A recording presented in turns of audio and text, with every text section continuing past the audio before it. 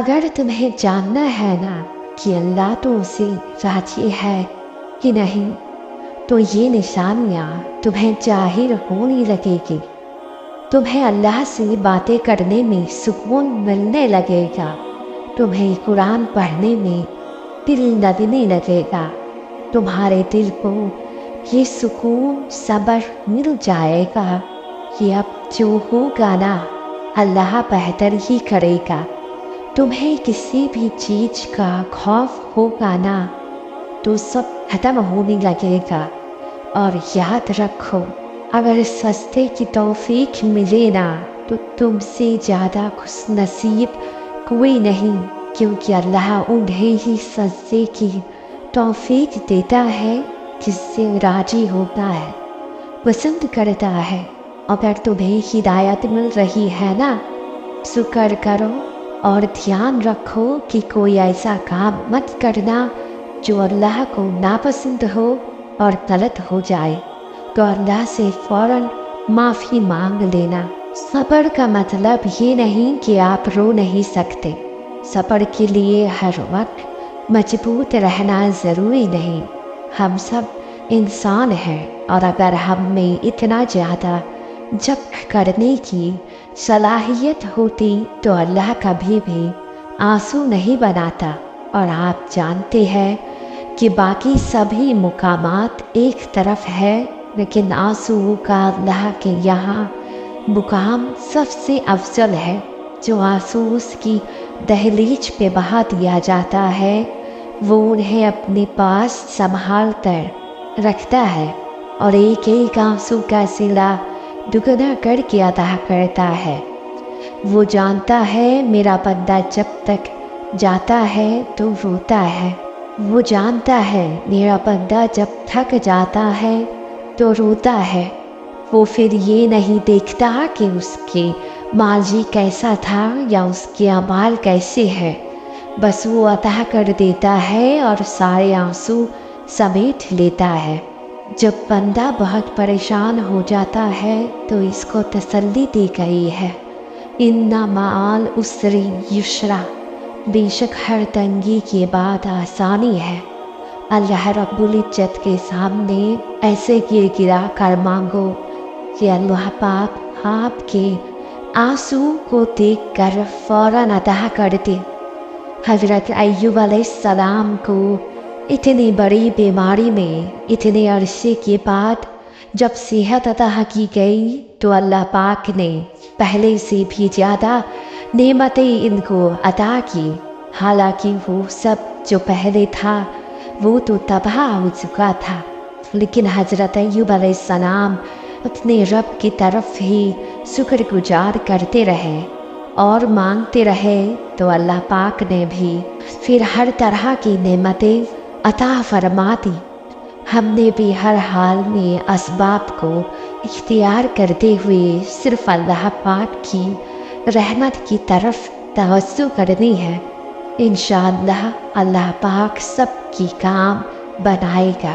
آپ کی دعاؤں کے درمیان ہمیشہ ایسے لمحات آتے ہیں جب اللہ آپ کی مدد کے لیے اپنی خاص نشانیاں بھیجتا ہے، لیکن ہم اکثر ان نشانیوں کو نہیں دیکھتے، صرف اس ڈر سے کہ اگر وہ ہمارے حق میں نہ ہوئی تو ہم بس اسی جنگ میں مصروف ہوتے ہیں کہ اللہ کے نشانیوں کو دیکھے یا نظر انداز کرے۔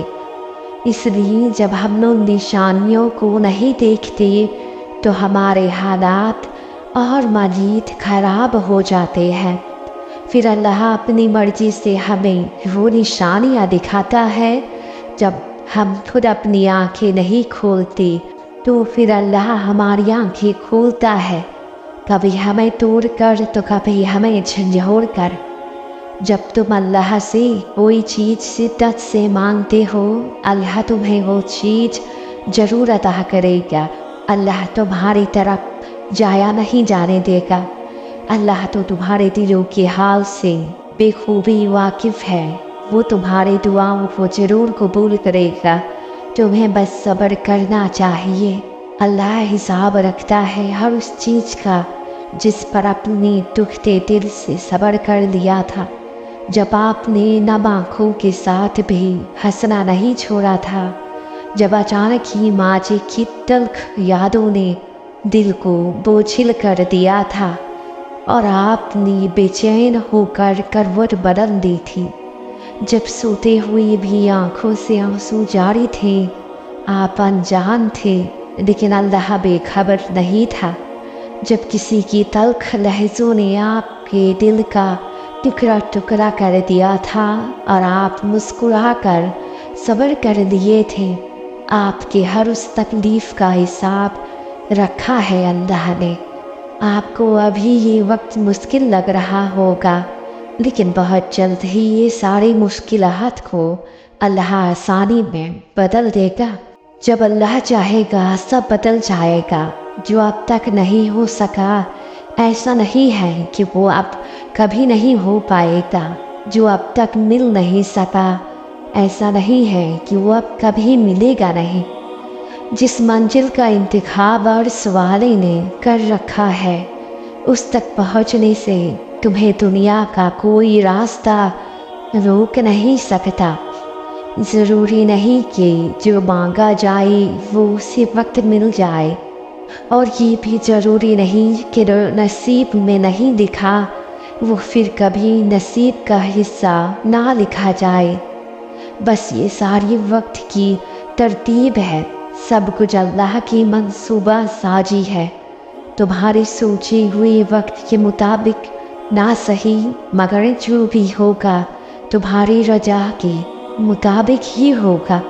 अगर सब कुछ फ़ौरन मिलने लगे, अगर हूबहू वैसे ही मिलने लगे जैसा तुम चाहते हो, तो तुम्हें कैसे पता चलेगा कि जो चीज़ अल्लाह से मांग कर और अल्लाह को मना कर मिले, उस चीज़ का मज़ा बिन मांगे मिल जाने जैसा नहीं होता।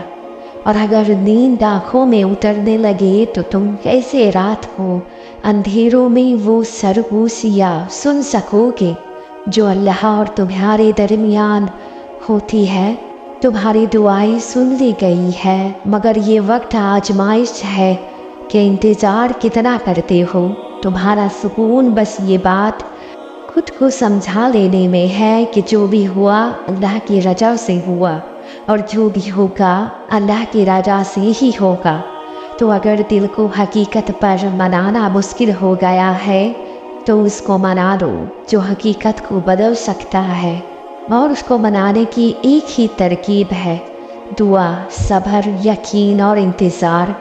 हर चीज़ को किसी न किसी मकसद के तहत तुमसे वाबस्ता या फिर दूर किया जाता है, और वो मकसद तुम कभी नहीं जान सकते।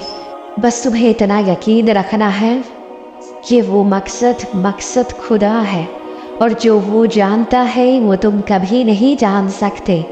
बस मुतमईन रहो कि जिसके हाथ में तुम्हारा नसीब है वो मौज़ाओं का बादशाह है, और उससे बेहतरीन कोई नहीं। वो कहानी का हर रुख जब चाहे जहाँ चाहे मोड़ सकता है। वो नसीब का हर लफ्ज़ बदल सकता है, और ज़िंदगी का हर पहलू तुम्हारी चाहत के मुताबिक बना सकता है। तुम उसकी मान लो, वो तुम्हारी मान जाएगा।